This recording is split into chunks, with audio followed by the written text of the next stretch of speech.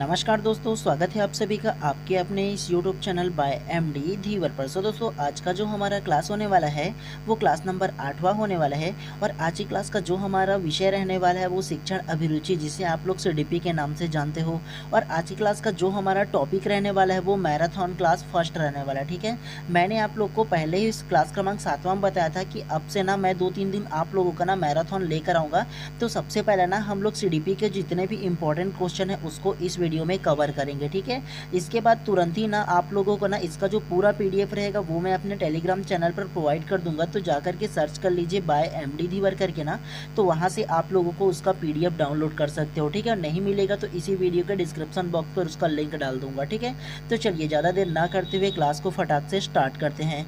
उससे पहले आप सभी लोगों से एक हम्बल रिक्वेस्ट है कि अगर आप लोग चैनल पे नए होंगे तो चैनल को सब्सक्राइब कर देना और बेल आइकन को दबा देना, ताकि इसी प्रकार की जब भी मैं क्लास लेकर आऊँ तो सबसे पहले आप लोगों को ना इंपॉर्टेंट नोटिफिकेशन मिले। ठीक है, तो चलिए आप लोग क्या कीजिएगा, सबसे पहला ना मेरे आंसर देने से पहले आपको खुद को ट्राई करना है आंसर देने के लिए। ठीक है, यही आप लोगों का टेस्ट सीरीज है, मान करके चलना आप लोग। ठीक है, उसके बाद ना कितना आप लोगों का सही होता है ना ये आप लोग गैस कीजिएगा। ठीक है, मतलब कितना आप लोगों को तैयारी है ये आप लोगों को अच्छे से पता चल पाएगा। तो चलिए प्रश्न क्रमांक फर्स्ट को ध्यान से पढ़िए। एक अच्छे शिक्षक को मुक्त होना चाहिए, तो एक जो अच्छा शिक्षक है उसे किससे मुक्त होना चाहिए आप लोगों को ये बताना है। ये जो 4 प्रकार के आप लोगों का जो थ्योरी दिया है ना उसको पढ़ना है और उसके बाद बताना है इसमें से कौन सा सही होगा आप लोग का। ठीक है, ए को पढ़िए व्यक्तिगत अनुभव से, बी अकादमिक जड़ता से, सी वित्तीय संसाधनों से, डी सामुदायिक भवनों से। उसके अलावा ऑप्शन नंबर ए और D, option B A B और डी, ऑप्शन सी केवल बी या ऑप्शन डी केवल सी। तो क्या इसका आंसर हो सकता है सबसे पहले आप बताइए, फिर इसका विस्तार पूर्वक मैं आप लोगों को आंसर दूंगा। लेकिन सबसे पहले आप खुद कोशिश कीजिए कि इसका क्या आंसर हो सकता है। तो प्रश्न क्रमांक 1 का जो करेक्ट आंसर है ना वो आप लोगों का ऑप्शन नंबर बी करेक्ट हो जाएगा। कैसे, तो देखो सबसे पहला प्रश्न क्रमांक 1 क्या बोला है, एक अच्छे शिक्षक को मुक्त होना चाहिए, मतलब किससे मुक्त होना चाहिए ये बोला गया है। तो जो एक अच्छे शिक्षक जो है ना उसको अकादमिक जड़ता से मुक्त होना चाहिए, ये आप लोगों का करेक्ट हो जाएगा। अकादमिक जड़ता कहने का मतलब ये है कि किसी प्रकार की बात को लेकर या किसी रूढ़िवाद को लेकर उससे मुक्त होना चाहिए। मतलब हम लोग होते हैं ना कि प्राचीनतम से कुछ ऐसी रूढ़ी बात चली आती है जिसको जो पीढ़ी दर पीढ़ी अपनाते रहते हैं। तो एक जो अच्छा शिक्षक है ना उसको ना इस प्रकार की जो अकादमिक जड़ता है ना किसी मान्यता को लेकर कि ऐसे नहीं होने चाहिए, तो इस प्रकार की जो अकादमिक जड़ता है वो उसमें नहीं होना चाहिए। ठीक है, मतलब रूढ़िवादी सोच, रूढ़िवादी चिंतन, इन सारी चीज़ों से एक जो अच्छे शिक्षक है उसको मुक्त होना चाहिए। ठीक है, उसके अलावा ऑप्शन नंबर ए व्यक्तिगत अनुभव, तो एक अच्छे शिक्षक को तो व्यक्तिगत अनुभव होना चाहिए। ऑप्शन नंबर सी वित्तीय संसाधनों से, तो वित्तीय संसाधनों की अच्छी उसमें समझ होनी चाहिए एक शिक्षक के जो अच्छे गुण है उसमें। उसके अलावा ऑप्शन नंबर डी सामुदायिक अनुभव से, तो देखो हर जो स्कूल होता है, जो गवर्नमेंट हो चाहे प्राइवेट स्कूल ना, समुदाय जरूर होता है, मतलब वहाँ का जो ना एसएमसी मतलब जो समुदाय है वो जरूर होता है, तो उसका भी उसको अनुभव होना चाहिए। तो इस प्रकार से प्रश्न क्रमांक 1 का जो करेक्ट आंसर है ना ऑप्शन नंबर सी जो है ना वो आप लोगों का ये जो केवल बी अकादमिक जड़ता है वो एक अच्छे शिक्षक में नहीं होना चाहिए, ये बात आप लोगों को याद रखना है। चलिए नेक्स्ट प्रश्न को इसी प्रकार से फिर से पढ़ते हुए चलते हैं। चलिए प्रश्न क्रमांक 2 को ध्यान से पढ़िए। निम्नलिखित में से कौन सी जिम्मेदारी आमतौर पर शिक्षक परामर्शदाता के रूप में भूमिका से संबंधित नहीं है। ऑप्शन ए विद्यार्थियों को भावनात्मक सहयोग प्रदान करना, ऑप्शन बी शैक्षिक मार्गदर्शन प्रदान करना, ऑप्शन सी मनोचिकित्सा सत्रों का आयोजन करना, या ऑप्शन डी विद्यार्थियों को लक्ष्य निर्धारण करने एवं करियर योजना बनाने में सहायता करना। तो क्या इसका आंसर होगा बताइए। प्रश्न को दोबारा पढ़ लीजिए लेकिन सही आंसर देने की कोशिश कीजिए सबसे पहले आप। तो प्रश्न क्रमांक 2 का जो करेक्ट आंसर है ना वो आप लोगों का ऑप्शन नंबर सी मनोचिकित्सा सत्रों का आयोजन करना, ये करेक्ट हो जाएगा। कैसे, तो निम्नलिखित में से कौन सी जिम्मेदारी आमतौर पर शिक्षक की परामर्शदाता के रूप में भूमिका से संबंधित नहीं है बोला है। मतलब जो एक शिक्षक का कार्य नहीं है ना परामर्शदाता के रूप में ना, तो वो पूछा गया है। तो एक जो शिक्षक है वो परामर्शदाता तो होता है, लेकिन परामर्शदाता के रूप में उसकी जो भूमिका नहीं है वो हो जाएगा मनोचिकित्सा सत्रों का आयोजन आयोजन करना एक शिक्षक का दायित्व नहीं होता है, ये बात आप लोगों को याद रखना है।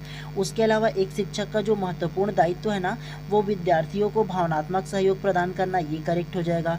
उसके अलावा शैक्षिक मार्गदर्शन प्रदान करना, ये तो जो एक शिक्षक है उसकी भूमिका ही होता है।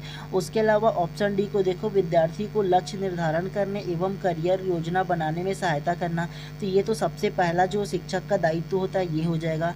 लेकिन भूमिका से संबंधित नहीं है, परामर्शदाता के रूप में एक शिक्षक का जो बोला ना, तो वो मनोचिकित्सक सत्रों का आयोजन करना ये नहीं है, ये बात आप लोगों को याद रखना है, ठीक है। तो इस प्रकार से प्रश्न क्रमांक 2 का जो करेक्ट आंसर है ऑप्शन नंबर सी जो है वो आप लोगों का करेक्ट हो जाएगा। चलिए नेक्स्ट प्रश्न को फिर से इसी प्रकार से पढ़ते हुए चलते हैं। चलिए प्रश्न क्रमांक 3 को ध्यान से पढ़िए। निम्नलिखित में से कौन सा कथन शिक्षकों हेतु मननशील अभ्यासों रिफ्लेक्टिव प्रैक्टिसेस के महत्व का सर्वश्रेष्ठ वर्णन करता है? ऑप्शन ए, मननशील अभ्यार्थी मुख्यतः नैसर्गिक शिक्षकों के लिए लाभदायक है, अनुभवी शिक्षकों के लिए नहीं। ऑप्शन बी, मननशील अभ्यास मुख्यतः अनुभवी शिक्षकों के लिए लाभदायक है जो स्कूल में वरिष्ठ भूमिकाओं में कार्यरत हैं। ऑप्शन सी, मननशील अभ्यास शिक्षक को केवल उच्च कक्षाओं में पढ़ने हेतु सहायता करते हैं। या ऑप्शन डी, मननशील अभ्यास रिफ्लेक्टिव प्रैक्टिसेस एक शिक्षक को सीखने सिखाने से संबंधित सूचना से युक्त चुनाव और निर्णय लेने में सहायता करते हैं। तो क्या इसका आंसर होगा, सबसे पहले आप बताइए। तो प्रश्न क्रमांक 3 का जो करेक्ट आंसर है ना, वो आप लोगों का ऑप्शन नंबर डी जो है वो आप लोगों का करेक्ट हो जाएगा। कैसे? तो निम्नलिखित में से कौन सा कथन शिक्षकों हेतु मननशील अभ्यास रिफ्लेक्टिव प्रैक्टिसेस के महत्व का सर्वश्रेष्ठ वर्णन करता है? तो ये जो रिफ्लेक्टिव प्रैक्टिसेस मतलब मननशील जो अभ्यास है ना, तो उसका जो महत्वपूर्ण सर्वश्रेष्ठ तरीके से जो वर्णन करता है ना, वो ऑप्शन नंबर डी करेक्ट हो जाएगा। मननशील अभ्यास रिफ्लेक्टिव प्रैक्टिसेस एक शिक्षक को सीखने सिखाने से संबंधित सूचना से युक्त चुनाव और निर्णय लेने में सहायता करते हैं। तो ये आप लोगों का करेक्ट हो जाएगा। तो इस प्रकार से प्रश्न क्रमांक 3 का जो करेक्ट आंसर है ना, ऑप्शन नंबर डी जो है वो करेक्ट हो जाएगा। एक जो शिक्षक का जो मुख्यतः दायित्व जो होता है ना, मतलब सर्वश्रेष्ठ तरीके से ये जो मननशील शिक्षकों को वर्णन करता है ना, वो ऑप्शन नंबर डी ही करता है, ठीक है। चलिए प्रश्न क्रमांक 4 को ध्यान से पढ़िए। निम्नलिखित में से कौन सी आंतरिक अभिप्रेरणा इंट्रिंसिकली मोटिवेटेड बच्चों की विशेषता नहीं है? ऑप्शन ए, उन्हें अपने कार्यों में संलग्न रहने में आनंद मिलता है। ऑप्शन बी, वे अपनी गतिविधियों के दौरान उच्च स्तर के उत्साह एवं ऊर्जा प्रदर्शित करते हैं। ऑप्शन सी, वे हमेशा सफल होते हैं। या ऑप्शन डी, वे चुनौतीपूर्ण कार्य को पसंद करते हैं। तो क्या इसका आंसर होगा, बताइए सबसे पहले आप। तो प्रश्न क्रमांक 4 का जो करेक्ट आंसर है ना, वो आप लोगों का ऑप्शन नंबर सी, वे हमेशा सफल होते हैं, करेक्ट हो जाएगा। कैसे? तो निम्नलिखित में से कौन सी आंतरिक अभिप्रेरणा इंट्रिंसिकली मोटिवेटेड, आंतरिक अभिप्रेरणा कहने का मतलब है कि जो बच्चे हैं ना, उसके अंदर से जो किसी कार्य को करने के लिए जो मोटिवेशन आता है ना, अंदर से किसी कार्य को करने के लिए, तो उसे आंतरिक अभिप्रेरणा कहते हैं। और जो बच्चे होते हैं ना, तो उसकी विशेषता नहीं है बोला है, मतलब जो एक बच्चा है उसके अंदर अगर मोटिवेशन आएगा तो उस मोटिवेशन की विशेषता नहीं है बोले हैं वो बच्चे की। तो क्या होगा, वे हमेशा सफल होते हैं, ये करेक्ट हो जाएगा, नहीं होगा, ठीक है। कैसे? तो आप लोग मुझे एक सवाल का जवाब दो। अगर आप लोगों में किसी कार्य को करने के लिए, किसी चीज़ को पढ़ने के लिए या कुछ भी करने के लिए आपके अंदर से मोटिवेशन आता है और आप उस कार्य को करने में लग जाते हो, तो क्या आप लोग उस कार्य में हमेशा सफल होते हो? क्या नहीं ना होते, कभी ना कभी असफलता मिल जाती है ना, चाहे कितनों भी मोटिवेटेड रहो, मिलती है कि नहीं। तो इसीलिए ये जो बोला है कि आंतरिक अभिप्रेरणा जो बच्चे होते हैं ना, तो उसकी विशेषता नहीं है बोला है। तो जो विशेषता नहीं है ना, वही हमेशा सफल होते हैं, ये इसमें का ना करेक्ट आंसर हो जाएगा और इसकी विशेषता नहीं है हो जाएगा, ठीक है। तो इस प्रकार से प्रश्न क्रमांक 4 का जो करेक्ट आंसर है ऑप्शन नंबर सी जो है करेक्ट हो जाएगा। चलिए नेक्स्ट प्रश्न को फिर से पढ़ते हुए चलते हैं। चलिए प्रश्न क्रमांक 5 को ध्यान से पढ़िए। इनमें से कौन सा कारक विद्यार्थी के सही व्यवहार को बढ़ावा देने के लिए सबसे अधिक उचित है? ऑप्शन ए पुरस्कार, ऑप्शन बी दंड, ऑप्शन सी सरल भाषा का उपयोग या ऑप्शन डी प्रशंसा। तो क्या इसका आंसर होगा, बताइए सबसे पहले आप। तो प्रश्न क्रमांक 5 का जो करेक्ट आंसर है ना, वो आप लोगों का ऑप्शन नंबर डी प्रशंसा करेक्ट हो जाएगा, ठीक है। अनेक लोग जो आंसर ले रहे होंगे ना, वो पुरस्कार को ले रहे होंगे, लेकिन ये कैसे गलत होगा ये मैं आप लोगों को ध्यानपूर्वक बता देता हूँ। तो सबसे पहला प्रश्न क्रमांक 5 को पढ़ो। इनमें से कौन सा कारक विद्यार्थी के सही व्यवहार को बढ़ावा देने के लिए सबसे अधिक उचित है? देखो, पुरस्कार इसलिए गलत होगा, मैं ये बता दे रहा हूँ। आप लोग ये बताओ कि अगर आप एक शिक्षक के रूप में जब कोई बालक कक्षा में टॉप करता है या कोई अच्छा कार्य करता है, तो क्या आप उस बालक को बार बार पुरस्कार दोगे क्या? बार बार किसी प्रकार का गिफ्ट दोगे क्या?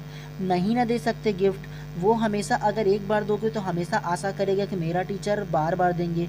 और अगर एक साथ कई बालक जो अच्छे कार्य करेंगे तो सभी को दे पाओगे क्या? नहीं ना पूर्ति कर पाओगे। तो इसीलिए सबसे ज़्यादा उचित है उसकी प्रशंसा करना। कैसे?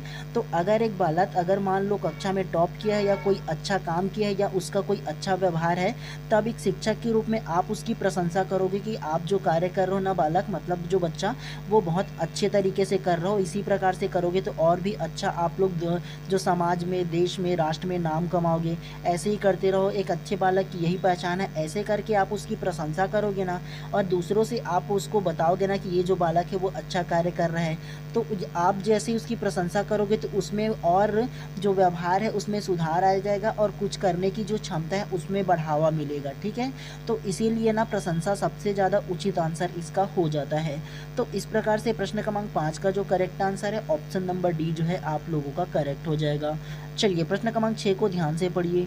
किसी पाठ को भूलने के सही कारणों में शामिल नहीं है। ऑप्शन ए मानसिक आघात, ऑप्शन बी संवेगात्मक संतुलन, ऑप्शन सी विषय का स्वरूप या ऑप्शन डी दमन का सिद्धांत। तो क्या इसका आंसर होगा बताइए सबसे पहले आप। तो प्रश्न क्रमांक 6 का जो करेक्ट आंसर है ना वो आप लोगों का ऑप्शन नंबर बी संवेगात्मक संतुलन करेक्ट हो जाएगा। कैसे? तो किसी पाठ को भूलने के सही कारणों में शामिल नहीं है, बोला है नहीं जी। तो किसी पाठ को अगर आप या किसी चीज़ को आप लोगों को भूलने में जो शामिल नहीं है ना वो संवेगात्मक संतुलन है। मतलब आप लोग की जो मानसिक संतुलन है उसमें जो शामिल नहीं है, ये करेक्ट हो जाएगा। बाकी सब जो होगा ना वो किसी पाठ को भूलना या किसी चीज़ को भूलने में ना जो कारणों में शामिल ये बाकी तीनों होगा। मानसिक आघात मतलब आप लोग कभी डिप्रेशन में पड़ जाओगे तो किसी पार्ट को भूल जाओगे, पढ़े रहोगे उसको, या किसी चीज़ को भूल जाओगे। उसके अलावा विषय वस्तु की स्वरूप जो होगा ना उसके अनुसार याद रहता है, नहीं रहता है, कोई टफ रहता है तब भी हम लोग भूल जाते हैं, तो ये भी एक कारण हो जाएगा। उसके अलावा दमन का सिद्धांत मतलब दमन करना मतलब नीचा दिखाना या मारना पीटना वाली बात रहेगा ना, तब भी वो जो है ना वो भूल जाएगा किसी चीज़ को। लेकिन संवेगात्मक संतुलन रहेगा ना तो उसमें किसी भी पार्ट को या किसी भी चीज़ को नहीं भूलेगा। ठीक है? और इसमें शामिल नहीं है बोला है, तो ऑप्शन नंबर बी जो है वो आप लोगों का करेक्ट हो जाएगा। चलिए नेक्स्ट प्रश्न को फिर से पढ़ते हुए चलते हैं। चलिए प्रश्न क्रमांक 7 को ध्यान से पढ़िए। निम्नलिखित सुमेलित कीजिए, मतलब ये जो दर्शन दिया है वो और ये दर्शन शास्त्र दिया है वो दोनों को आपस में सुमेलित करना है, मतलब मिलाना है। ए आदर्शवाद, बी प्रयोजनावाद, सी प्रकृतिवाद, डी यथार्थवाद। उसके अलावा पहला जॉन डीवी, दूसरा रूसो, तीसरा जॉन लॉक और चौथा प्लेटो। तो option number A, option number B, option C या ऑप्शन डी, तो क्या इसका आंसर होगा आपको बताना है। ये जो अलग अलग सिद्धांत दिया ना तो इसके सिद्धांतकर्ता कौन है आप लोगों को ये बताना है। ठीक है? तो बताइए सबसे पहले आप। तो प्रश्न क्रमांक 7 का जो करेक्ट आंसर है ना वो आप लोगों का ऑप्शन नंबर डी करेक्ट हो जाएगा। कैसे? तो चलिए सबसे पहले ये जो दर्शन दिया है वो और दर्शन शास्त्र दिया है ना तो दोनों को आपस में सुमेलित करते हैं। सबसे पहला ए आदर्शवाद जो दिया है ना वो आप लोग का आदर्शवाद प्लेटो ने दिया है, ये बात आप लोगों को याद रखना है। और दूसरा जो प्रयोजनावाद है ना वो प्रयोजनावाद जॉन डीवी ने दिया है। उसके अलावा तीसरा जो प्रकृतिवाद है ना उसको आप लोगों के रूसो ने दिया है। और उसके अलावा लास्ट में जो चौथा यथार्थवाद है ना वो जॉन लॉक में दिया है। कौन कौन दिया है? तो आदर्शवाद को प्लेटो ने दिया है, प्रयोजनावाद को आप लोगों का जॉन डीवी में दिया है, इसके अलावा तीसरा प्रकृतिवाद को रूसो ने दिया है और चौथा जो यथार्थवाद है इसको जॉन लॉक ने दिया है। तो इस प्रकार से प्रश्न क्रमांक 7 का जो करेक्ट आंसर है ना ऑप्शन नंबर डी जो है वो आप लोगों का करेक्ट हो जाएगा। चाहो तो स्क्रीनशॉट ले लो, अन्यथा मैं ना इसका PDF आप लोगों के टेलीग्राम चैनल पर डाल दूंगा, तो वहाँ से भी आप लोग डाउनलोड कर लीजिएगा। ठीक है? ऐसे प्रश्न पूछे जाते हैं, इंपॉर्टेंट है आप लोगों के CDP सब्जेक्ट में। ठीक है? चलिए प्रश्न क्रमांक 8 को ध्यान से पढ़िए। जीन पियाजे के संज्ञानात्मक विकास सिद्धांत की विभिन्न अवस्थाओं को क्रमानुसार व्यवस्थित कीजिए। सबसे पहले ये जो अलग अलग 4 तक की जो थ्योरी दी है ना उसको आपस में आप लोगों को जमाना है। ठीक है? जीन पियाजे के जो संज्ञानात्मक विकास के सिद्धांत है उसके अनुसार सबसे पहला को दिया है देखो पूर्व संक्रियात्मक अवस्था, दूसरा मूर्त संक्रियात्मक अवस्था, तीसरा संवेदी पेशी अवस्था, चौथा औपचारिक संक्रियात्मक अवस्था। नीचे दिए गए विकल्पों में से सही उत्तर का चुनाव करें, मतलब option A, option B, option C या ऑप्शन डी, तो कौन सा इसमें करेक्ट होगा सबसे पहले आप बताइए। और मैं इससे पहले प्रीवियस में क्लास लाया था, उसमें सारा चीज़ आप लोगों को बताया हूँ, तो क्या इसका आंसर होगा पहले आप बताइए। तो प्रश्न क्रमांक 8 का जो करेक्ट आंसर है ना, वो आप लोगों का ऑप्शन नंबर सी जो है वो आप लोगों का करेक्ट हो जाएगा। कैसे? तो चलिए ये जो आपस में जो थ्योरी दी है उसको ना सुमेलित करते हुए चलते हैं, मतलब ना मैं आप लोगों को सीक्वेंस बाय सीक्वेंस जमाते हुए बताता हूँ, ठीक है। मतलब जीन पियाजे के संज्ञानात्मक विकास के जो सिद्धांत है उसकी अवस्थाओं को क्रमानुसार व्यवस्थित कीजिए बोला, तो क्रमानुसार हम लोग व्यवस्थित करते हैं, ठीक है। मैं आप लोगों को एक चीज़ ध्यानपूर्वक बता रहा हूँ, ध्यानपूर्वक सुनिएगा और समझिएगा, ठीक है।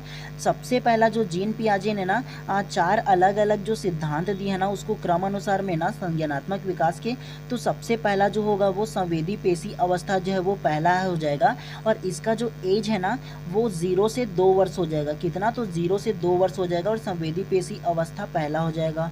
उसके अलावा दूसरा जो होगा वो पूर्व संक्रियात्मक अवस्था, ये दूसरा अवस्था हो जाएगा, और इसका जो एज है ना वो 2 से लेकर के 7 वर्ष तक की ये हो जाएगा। और तीसरा जो होगा वो बी हो जाएगा, मूर्त संक्रियात्मक अवस्था, ये आप लोगों का तीसरा में आ जाएगा, और इसका जो एज है वो 7 वर्ष से लेकर के 11 वर्ष तक की इसका एज हो जाएगा। और चौथा जो है वो औपचारिक संक्रियात्मक अवस्था, ये आप लोगों का चौथा में आ जाएगा, और इसका जो एज है ना वो 11 से लेकर के 15 वर्ष या 11 से अधिक मान सकते हो, ठीक है। स्पेसिफिक बोलो तो 11 से 15 वर्ष औपचारिक संक्रियात्मक अवस्था को हो जाएगा। तो इस प्रकार से प्रश्न क्रमांक 8 का जो करेक्ट आंसर है ऑप्शन नंबर सी जो है ना वो आप लोगों का करेक्ट हो जाएगा। और चाहो तो इसका स्क्रीनशॉट ले लो, ये ज़्यादा महत्वपूर्ण क्वेश्चन है, ठीक है। हमेशा ऐसे प्रश्न पूछा जाता है, खासतौर से सीडीपी में। ये जो जीन पियाजे है ना वो बहुत ही ज़्यादा महत्वपूर्ण मनोवैज्ञानिक है आपके सब्जेक्ट से, ठीक है। तो आप लोग चाहो तो स्क्रीनशॉट ले लो, एक बार ज़रूर पढ़ लीजिएगा, ठीक है। एज को जमाने के लिए पूछ सकता है, हो सकता है कि आप लोग को सीक्वेंस बाय सीक्वेंस जमाने के लिए पूछ सकता है, तो ध्यान से आप लोग पढ़िएगा उसको, ठीक। चलिए प्रश्न क्रमांक 9 को ध्यान से पढ़िए। इनमें से कौन सा कथन सत्य नहीं है? ऑप्शन ए, रुचि जन्मजात होती है, ऑप्शन बी, रुचि सीखने में सहायक होती है, ऑप्शन सी, रुचि निष्क्रियता निर्मित करती है, या ऑप्शन डी, रुचि मानसिक स्थिति को प्रकट करती है। तो क्या इसका आंसर होगा बताइए सबसे पहले आप। तो प्रश्न क्रमांक 9 का जो करेक्ट आंसर है ना वो आप लोगों का ऑप्शन नंबर सी करेक्ट हो जाएगा, रुचि निष्क्रियता निर्मित करती है, करेक्ट हो जाएगा। कैसे? इनमें से कौन सा कथन सत्य नहीं है बोला है, मतलब जो गलत कथन है उसे आप लोगों को चुनना था। तो प्रश्न क्रमांक 9 का जो गलत कथन है वो आप लोग का ऑप्शन नंबर सी करेक्ट हो जाएगा, रुचि निष्क्रियता निर्मित करती है। रुचि का मतलब ये होता है कि आप किसी कार्य को करने के लिए मोटिवेट होते हो, रुचि लेते हो, तो आप में निष्क्रियता आएगा क्या? आप लोग ये बताओ, हैं? नहीं ना आएगा। अगर किसी चीज़ में रुचि होता है तो उसमें कब टाइम स्पेंड होता है, कितना टाइम लग जाता है उसमें कोई पता ही नहीं है, बेधुन रहते हैं हम लोग, मतलब एकदम मगन रहते हैं उस टॉपिक को करने के लिए, उस चीज़ को करने के लिए या उस काम को करने के लिए। तो रुचि जो है वो सक्रियता निर्मित करता है, ना कि निष्क्रियता निर्मित करता है। और इसमें जो बोला है सत्य नहीं है बोला है, तो सत्य नहीं ऑप्शन नंबर सी ही करेक्ट हो जाएगा, ठीक है। तो इस प्रकार से प्रश्न क्रमांक 9 का जो करेक्ट आंसर है वो आप लोग का ऑप्शन नंबर सी जो है वो आप लोगों का करेक्ट हो जाएगा। चलिए प्रश्न क्रमांक 10 को ध्यान से पढ़िए। नीचे लिखे कथनों के आधार पर सही विकल्प चुनें। मतलब यह है कि कथन 1 और कथन 2 को ध्यान से पढ़ना है, उसके बाद आप लोगों को इसका आंसर देना है। तो सबसे पहला कथन 1 को पढ़ो, लिंग एक सामाजिक व्याख्या है। कथन दूसरा, ईश्वर करे तुम 100 पुत्रों की माँ बनो। ऑप्शन ए कथन 2 कथन 1 की सही व्याख्या है, ऑप्शन बी कथन 2 कथन 1 का उदाहरण है, ऑप्शन सी कथन 1 व कथन 2 में कोई संबंध नहीं, ऑप्शन डी कथन 1 व कथन 2 दोनों असत्य है। तो क्या इसका आंसर हो सकता है बताइए सबसे पहले आप। तो प्रश्न क्रमांक 10 का जो करेक्ट आंसर है ना वो आप लोगों का ऑप्शन नंबर बी करेक्ट हो जाएगा, कथन 2 कथन 1 का उदाहरण है, करेक्ट हो जाएगा। कैसे? तो कथन 1 को पढ़ो, लिंग एक सामाजिक कारक है, तो लिंग तो एक सामाजिक कारक है, ये करेक्ट हो जाएगा। कथन दूसरा, ईश्वर करे तुम 100 पुत्रों की माँ बनो, तो ये जो कथन 1 है ना वो कथन दूसरे का केवल उदाहरण पेश किया है, ठीक है। तो इस प्रकार से प्रश्न क्रमांक 10 का जो करेक्ट आंसर है ऑप्शन नंबर बी जो है वो आप लोगों का करेक्ट हो जाएगा। चलिए नेक्स्ट प्रश्न को इसी प्रकार से फिर से पढ़ते हुए चलते हैं। चलिए प्रश्न क्रमांक 11 को ध्यान से पढ़िए। कला शिक्षण के संबंध में इनमें से कौन सा कथन असत्य है? ऑप्शन ए, कला शिक्षण के संदर्भ में सही और गलत की अवधारणाओं से बचा जाना चाहिए। ऑप्शन बी, कला शिक्षण में अनुभवों, अभिव्यक्ति व कल्पना को प्रोत्साहित किया जाना चाहिए। ऑप्शन सी, कला शिक्षण की कक्षा हमेशा समावेशी होनी चाहिए। या ऑप्शन डी, कला शिक्षण में आसपास की दुनिया को समाज के नज़रिए से देखा जाना चाहिए। तो क्या इसका आंसर होगा, बताइए सबसे पहले आप। तो प्रश्न क्रमांक 11 का जो करेक्ट आंसर है ना, वो आप लोगों का ऑप्शन नंबर डी जो है वो करेक्ट हो जाएगा। कला शिक्षण में आसपास की दुनिया को समाज के नज़रिए से देखा जाना चाहिए, करेक्ट हो जाएगा। कैसे? कला शिक्षण के संबंध में इनमें से कौन सा कथन असत्य है, बोला है जी असत्य, गलत जो है उसे पूछा है, और गलत जो है वो ऑप्शन नंबर डी हो जाएगा। कला शिक्षण में आसपास की दुनिया को समाज के नज़रिए से देखना चाहिए। तो आप लोग ये बताओ, अगर कोई छात्र अपने कला शिक्षण का प्रदर्शन करता है, मतलब कला शिक्षण सीखता है या कला शिक्षण का प्रदर्शन करता है, तो आप उसे दुनिया के नज़रिए से देखोगे क्या, समाज के नज़रिए से देखोगे क्या, कि एक शिक्षक के नज़रिए से देखोगे, कि उसकी जो कला शिक्षण है उसका प्रोत्साहित करोगे आगे बढ़ने के लिए? तो दुनिया की नज़र से नहीं ना देखोगे, आप अपने नज़र से ही ना देखोगे, है ना। तो इस प्रकार से प्रश्न क्रमांक 11 का जो है वो correct answer option number D हो जाएगा। जो असत्य कथन है ना कला शिक्षण के संबंध में, वो ऑप्शन नंबर डी जो है वो आप लोगों का करेक्ट हो जाएगा। चलिए प्रश्न क्रमांक 12 को ध्यान से पढ़िए। आपके अनुसार शिक्षा का उद्देश्य क्या होना चाहिए? ऑप्शन ए, शिक्षा ग्रहण करने के उपरांत नौकरी। ऑप्शन बी, छात्रों की मानसिक योग्यता का विकास। ऑप्शन सी, छात्रों को कुशल साक्षर बनाना। या ऑप्शन डी, बालकों का संपूर्ण विकास। तो क्या इसका आंसर होगा, बताइए। ये तो इजी है आप लोगों के लिए। तो प्रश्न क्रमांक 12 का जो करेक्ट आंसर है ना, वो आप लोगों का ऑप्शन नंबर डी, बालकों का संपूर्ण विकास, करेक्ट हो जाएगा। तो आपके अनुसार शिक्षा का उद्देश्य क्या होना चाहिए? तो जो एक शिक्षा का जो उद्देश्य है ना, वो बालकों के संपूर्ण विकास पर जोर देता है जी, चाहे वो सामाजिक, आर्थिक, राजनीतिक, चाहे वो उसके शारीरिक, मानसिक, ठीक है। तो संपूर्ण विकास पर जोर दिया जाता है जो शिक्षा का उद्देश्य है वो। और एक शिक्षक भी यही चाहता है कि सभी प्रकार से जो छात्र है वो कुशल हो, ठीक है। तो इस प्रकार से प्रश्न क्रमांक 12 का जो करेक्ट आंसर है ना, ऑप्शन नंबर डी जो है वो आप लोगों का करेक्ट हो जाएगा। चलिए नेक्स्ट प्रश्न को फिर से पढ़ते हुए चलते हैं। चलिए प्रश्न क्रमांक 13 को ध्यान से पढ़िए। कक्षा में सृजनात्मक चिंतन के विकास हेतु शिक्षक को चाहिए कि वह कक्षा में ऑप्शन ए, उन्मुक्त वातावरण रखे। ऑप्शन बी, छात्रों को नियंत्रित रखे। ऑप्शन सी, उन्हें परंपराओं से ना हटने दे। या ऑप्शन डी, कदम कदम पर उनको सही शिक्षा प्रदान करे। तो क्या इसका आंसर होगा, बताइए सबसे पहले आप। तो प्रश्न क्रमांक 13 का जो करेक्ट आंसर है ना, वो आप लोगों का ऑप्शन नंबर ए, उन्मुक्त वातावरण रखे, ये जो है ना वो करेक्ट हो जाएगा। मुझे पता है कि अनेक लोगों ने ऑप्शन नंबर डी जो है उसको करेक्ट ले लिए होंगे, लेकिन ये जो सही है, लेकिन ज़्यादा सही कौन सा है ना, तो ये आप लोगों का ऑप्शन नंबर जो ए है वो ज़्यादा तौर पर सही है। कैसे सही है, सबसे पहला आप लोगों को बता देता हूँ। कक्षा में सृजनात्मक चिंतन के विकास हेतु शिक्षक को चाहिए कि कक्षा में, तो कक्षा में क्या रखना चाहिए, उन्मुक्त वातावरण रखना चाहिए जी। सृजनात्मक चिंतन मतलब यह है कि बच्चों को स्वतंत्र वातावरण आप दोगे, बोलने का अवसर दोगे, ताकि सभी बच्चे ना समान रूप से सीख सके, किसी विषय को लेकर के, किसी सब्जेक्ट को लेकर के वो चिंतन कर सके, अपना जो अभिव्यक्ति है, अपना जो बात है उसको रख सके। तो इस प्रकार की अगर वातावरण उपलब्ध कराओगे ना, तो बच्चों में सृजनात्मक चिंतन का विकास होगा, उसको सोचने समझने की टाइम मिलेगा, शक्ति मिलेगा, जो एक उन्मुक्त वातावरण अगर रखोगे तो, ठीक है। और ये कदम कदम पर उनको सही शिक्षा प्रदान करे, ये तो है ही, मतलब एक शिक्षक का तो दायित्व है कि वो कदम कदम पर उनको जो है ना शिक्षा प्रदान करे, वो तो करेंगे ही। लेकिन उपयुक्त जो आंसर है ना, वो ऑप्शन नंबर ए जो है वो आप लोगों का करेक्ट हो जाएगा। चलिए इसी प्रकार से नेक्स्ट प्रश्न को फिर से पढ़ते हुए चलते हैं। चलिए प्रश्न क्रमांक 14 को ध्यान से पढ़िए। छात्रों का सर्वांगीण विकास किया जा सकता है। ऑप्शन ए, अच्छी शिक्षण सुविधा देकर। ऑप्शन बी, सामाजिक दायित्व का बोध करवाकर। ऑप्शन सी, छात्रों में स्वयं के हित का ज्ञान देकर। या ऑप्शन डी, उनको धन देकर। तो क्या इसका आंसर होगा, बताइए सबसे पहले आप। तो प्रश्न क्रमांक 14 का जो करेक्ट आंसर है ना, वो आप लोगों का ऑप्शन नंबर ए जो है वो करेक्ट हो जाएगा। अच्छी शिक्षण सुविधा देकर करेक्ट हो जाएगा। छात्रों का सर्वांगीण विकास किया जा सकता है, तो एक जो छात्र है उसका सर्वांगीण जो विकास है वो अच्छी जो शिक्षण सुविधा है वो देकर के ना विकास करोगे जी। अगर एक बालक अगर अच्छी पढ़ने लिखने का जो सुविधा उनको मिलेगा, तो और पढ़ने में वो अपना इंटरेस्ट है वो जगाएगा और आगे चल कर के एक अच्छा शिक्षा प्राप्त करेगा और उसका सर्वांगीण सुदृढ़ विकास हो पाएगा, ताकि उनका शारीरिक, मानसिक, भौतिक, आध्यात्मिक विकास तभी ना हो पाएगा, जी हाँ, और आगे चल कर के तभी ना देश का नाम रोशन कर पाएगा जब एक अच्छा शिक्षण सुविधा उनको मिल पाएगा। तो इस प्रकार से प्रश्न क्रमांक 14 का जो करेक्ट आंसर है ऑप्शन नंबर जो ए है वो करेक्ट हो जाएगा। चलिए प्रश्न क्रमांक 15 को ध्यान से पढ़िए।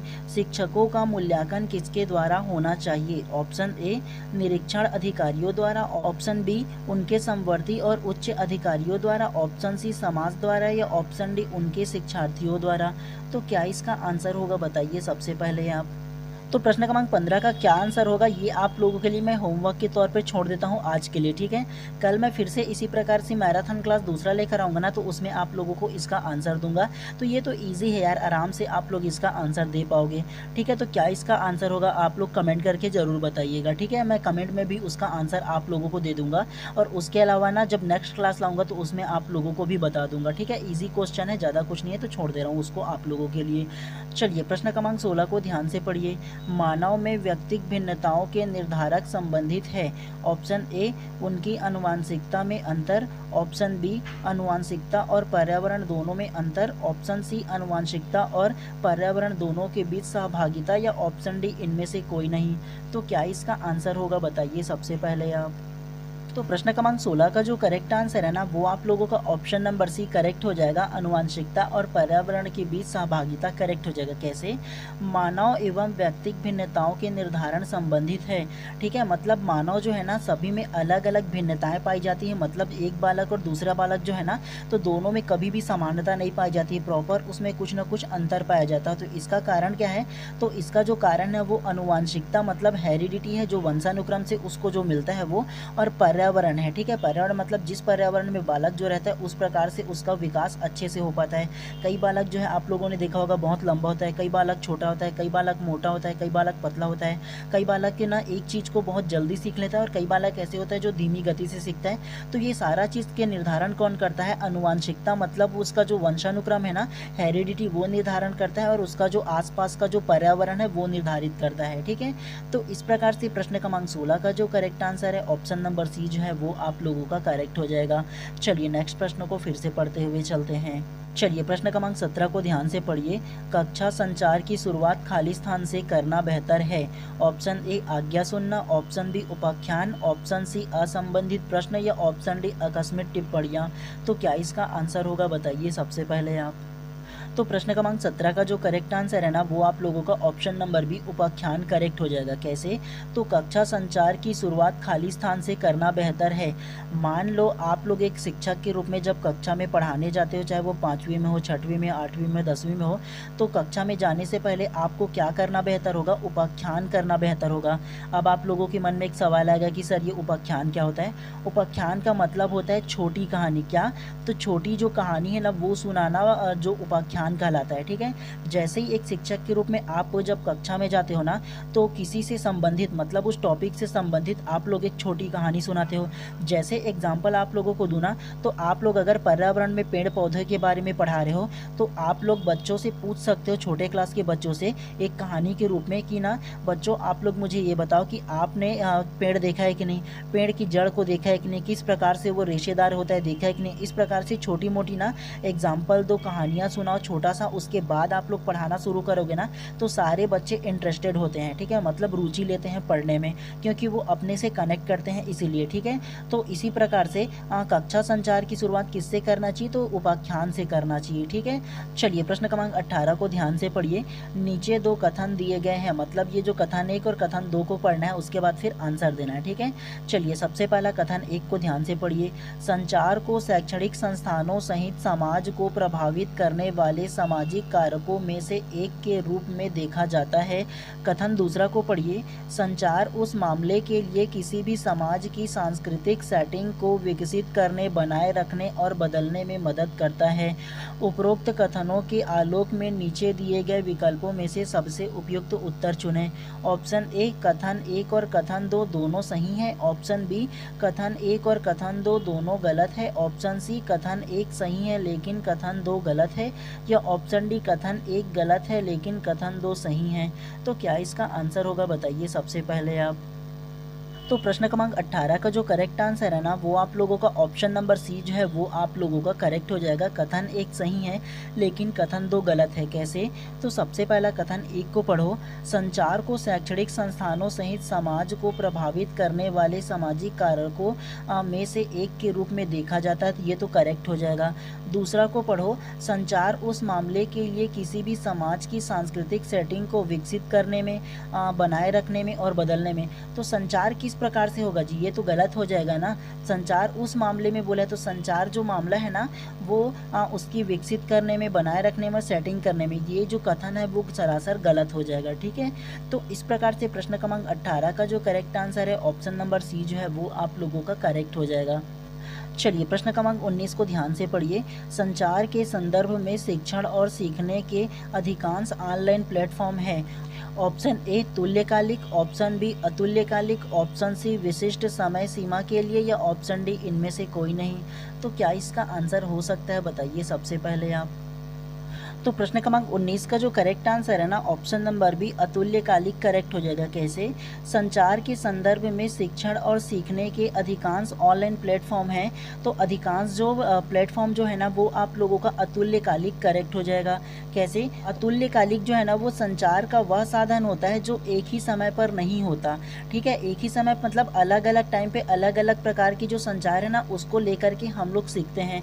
उसके अलावा तुल्यकालिक जो है ना वह संचार का ऐसा प्लेटफॉर्म होता है जो एक ही समय पर वो होता है। ठीक है, तो ऐसे में ना ये जो तुल्यकालिक है ना उसमें ईमेल आता है, लेकिन अगर कहीं अतुल्यकालिक बोलो ना तो इसमें बाकी जो संचार के साधन है वो सारा चीज़ आ जाता है। ठीक है, तो इस प्रकार से प्रश्न क्रमांक 19 का जो करेक्ट आंसर है ऑप्शन नंबर बी जो है वो आप लोगों का करेक्ट हो जाएगा। चलिए आज की क्लास के अंतिम प्रश्न को ध्यान से पढ़िए। प्रश्न क्रमांक 20 को, एक शिक्षक अपने छात्र से मधुर संबंध किस प्रकार से स्थापित करता है?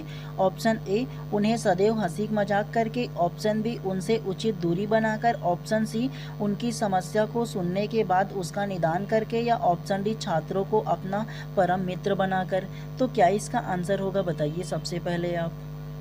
तो प्रश्न क्रमांक 20 का जो करेक्ट आंसर है वो आप लोगों का ऑप्शन नंबर सी जो है वो आप लोगों का करेक्ट हो जाएगा। उनकी समस्याओं को सुनने के बाद उनका निदान करके, ये तो इजी था आप लोगों के लिए। तो एक शिक्षक अपने छात्र से मधुर संबंध किस प्रकार से स्थापित करता है? तो उनकी समस्याओं को सबसे पहला सुनता है और सुनने के बाद उसका निदान करता है ना, तो वो एक अच्छा शिक्षक कहलाता है और उसका जो और छात्र का जो संबंध होता है ना वो काफ़ी अच्छा होता है। ठीक है, तो इस प्रकार से प्रश्न क्रमांक 20 का जो करेक्ट आंसर है ऑप्शन नंबर सी जो है वो आप लोगों का करेक्ट हो जाएगा। तो चलिए आज की क्लास को यहीं पर समाप्त करते हैं, और अगर आप लोग चैनल पे नए होंगे तो चैनल को सब्सक्राइब कर देना और बेल आइकन को दबा देना, ताकि इसी प्रकार की जब भी मैं क्लास लेकर आऊँ सबसे पहले आप लोगों को महत्वपूर्ण इसका जो नोटिफिकेशन है वो मिले। तो ज़्यादा ज़रूरी कि आप चैनल को सब्सक्राइब कर दो। ठीक है, और चलिए आप सभी लोगों को आपके एग्ज़ाम के लिए बहुत बहुत शुभकामनाएँ अच्छे से आप लोग दिलाइएगा। ठीक है, तब तक के लिए स्वस्थ रहिए, मस्त रहिए आप सभी लोग।